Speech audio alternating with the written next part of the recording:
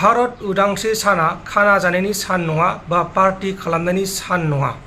जोंना पार्टी खालामनायनि साना जाहैबाय मागो दमासि, बैसागो, निउ इयार बेफोराव पार्टी खालामनो हायो बा बेफोराव खाना जानो हायो। दा नाथाय जोंनि माखासे लाइमोनफोरा बा जोंनि माखासेल' नङा गुबुन गुबुन हारिनिबो लोगोसे जोंनि बर' हारिनिबो माखासे लाइमोनफोरा 15 आगस्ट खालार खालि खाना जायो आरो खाना जाखांनानै बाइक सालायो। नाथाय बाइक सालायनानै मा जायो? जाब्रबथाय जायो आरो बिमा बिफानि सिमांखौ फेलें खालामो, थेर बेथेर खालामो। बिदिनो गोबां थैनांगौ जाबाय बाइक एक्सिडेन्टआव। मैयाबो गोबां थैदों आरो मैयाहाय गोबां रोखोमनि जाथायफोर जादों। माखासे फरायसालिनि फरायसुलिफोराबो गोलैदों आरो बे सान्दुङाव माखासे पुलिसफोराबो गोलैनायखौ जों नुनो मोन्दों। दा बिदिनो गोबां जाथाय जायो आरो जोंनि माखासे बर' लाइमोनफोराबो जौ लोंनानै बाइक सालायनानै एक्सिडेन्ट जानानै थैदों। गोबां बिदिनो जाथाय जादों मैयाहाय।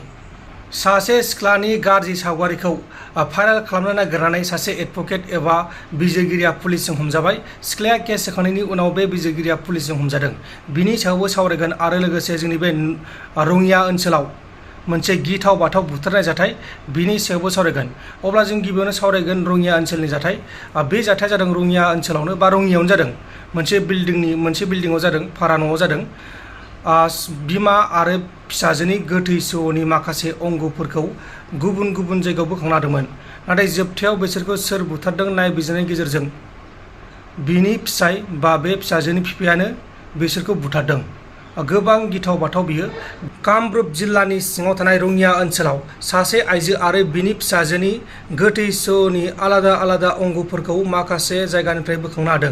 नाथाय बिमा आरो फिसाजोनि गोथै सहनि माखासे अंगफ्रा माबोरै आलादा आलादा जाखो बेखौ मिथिनो मोननाय जायाखैमोन। नाथाय जोबथायाव दायनिगिरिया पुलिसजों एरेस्ट खालामजाबाय। थैनायफोरनि मुङा जाबाय कनिका आगरवाला, बे जाबाय फिसाजो, आरो पिनु आगरवाला, बे जाबाय बिसि। बिसोरखौ बुथारदों पिनु आगरवालानि असे फिसायानो। मानि थाखाय बुथारदों बेखौ उनावसो मिथिसिगोन। नाथाय दा बेखौ पुलिसा एरेस्ट खालामबाय।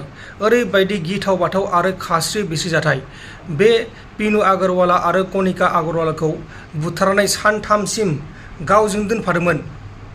उनावहाय माखासे बाहागोनि माखासे अंगफोरखौ गारहरनायाव पुलिसा मिथिबाय, साखाथिनि मानसिफ्रा नुबाय। नुनायनि उनाव पुलिसनो खोन्थाबाय। ओमफ्राय पुलिसा नायबिजिरबाय। नायबिजिरनायनि उनाव बे दायनिगिरिया पुलिसजों एरेस्ट खालामजाबाय आरो बियो गोथै सहजों सानथामसिम गोथै सहनि साखाथिनो ओंखाम जादोंमोन, साहा लोंदोंमोन। बेबायदिनो गोबां जादोंमोन होननानै मानसिफोरा बुंदों बा रायजोफोरा बुंदों। आरो रायजोफोरा आसरित जादों। रायजोफोर माने साखाथिनि मानसिफोरा, जेनेबा लकेलनि मानसिफोरा आसरित जादों। आरो लकेलनि मानसिफोरा बेखौ बिदि खालामगोन होनना सानाखैमोन। मानोना बेबायदि खालामथावना मानसि नङामोन। नाथाय बेबायदि खालामथावना मानसि नङियानो बे जाथायखौ खालामबाय। दा बे जाथायनि सायाव पुलिसा गावसोरनि खामानिखौ मावगासिनो दङ। अब्ला फैदो जोंनि बे गुवाहाटियाव जानाय बिजिरगिरिनि जाथाय बिनि सायावबो जों सावरायनोसै। गुवाहाटि पुलिसा एबा आसाम पुलिसा बिजिरगिरिखौ एरेस्ट खालामबाय।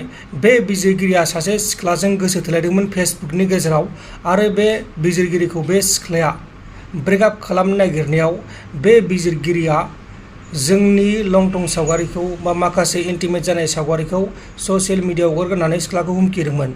आरो सिख्लाया हुमखि जानानै गिनानै उनावहाय पुलिसनो केस होयो आरो पुलिसा बे दायनिगिरि एडभकेटखौ एरेस्ट खालामनाय जाबाय।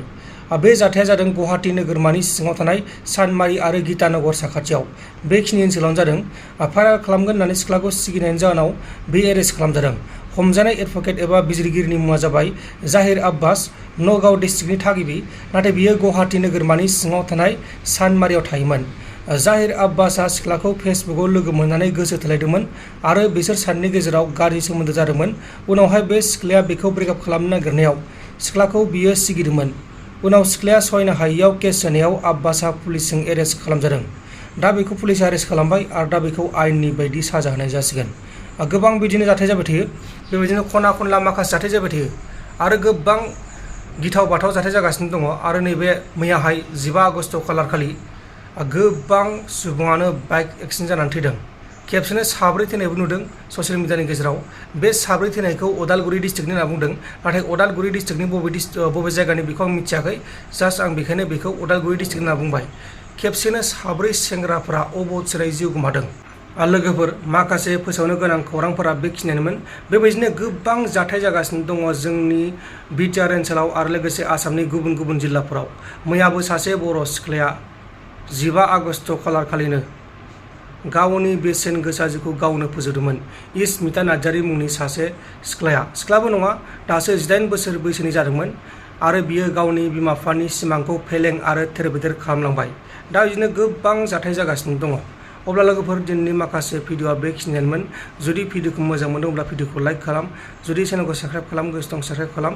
नोंथांमोननि गोसो, लाइक खालामो खालामा बे नोंथांमोननि गोसो। अब्ला लोगोफोर, गोजोन्थों, एसेनोसै। जय बर' हारिनि।